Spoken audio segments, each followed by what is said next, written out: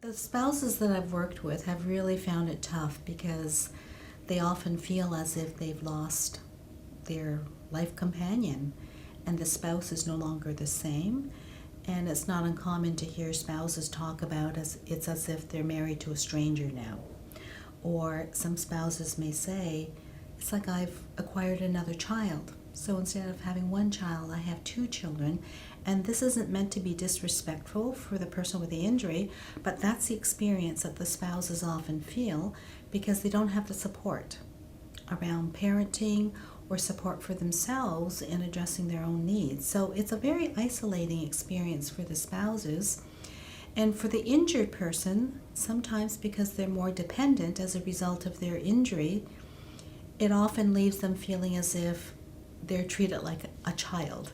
And so that's tough for them. And so part of the work with couples is to help the injured person find new roles in the relationship and new ways of being within the family. So even if it's as simple as reading a bedtime story to their child, that's a meaningful role. Or it could be as simple as helping to set the table. That's a meaningful role. And with couples, there's often issues around intimacy, the loss of intimacy because of the role changes and because the person with the injury is often so different as a result of the changes of the brain injury. So part of my work with couples is often helping them to rebuild intimacy. And when I talk about intimacy, I'm referring to many dimensions of intimacy. Often people confuse intimacy with sex, and those are two very different things. And so I do a lot of education with couples around sexual changes after a brain injury because it's quite common that people will experience changes in arousal or changes in libido and changes in sexual functioning. So it's important to normalize that with couples so that they don't feel like they're the only ones or that there's something really wrong with them. So the education part is very important, but I also try to help couples look at many dimensions of their relationship. So there could be ways of rebuilding emotional intimacy. There could be ways of looking at recreational intimacy, doing things fun together or discovering new hobbies together. It could be around being involved in new activities or new projects. So those are ways to help couples rebuild their relationship, and I try to move it away from just sexual intimacy. If that's an area that couples want to work on, then of course.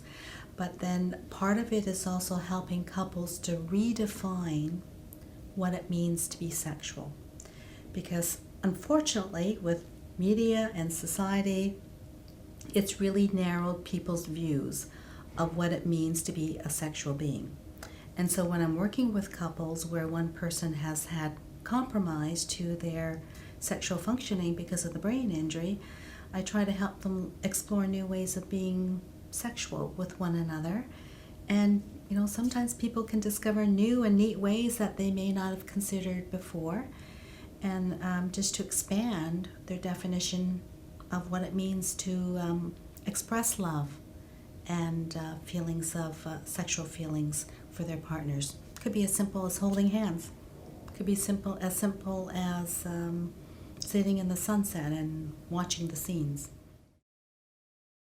Families from different cultures may experience a real sense of taboo around talking about sexual relationships, and it's very private information.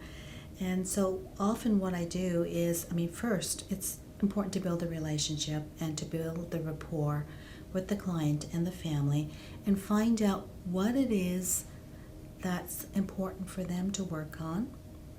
I also often say things like, it's not uncommon for couples to experience changes in their relationship.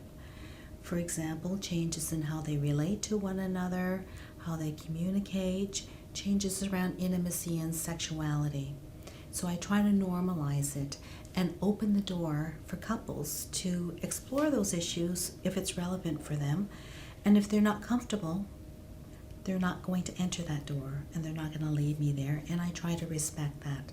But at least they've been informed that these are things that couples commonly experience, and that if they wish to address these issues or to ask some questions, or I can provide them with some literature, then at least that's a way for them to be informed that there are some options for them.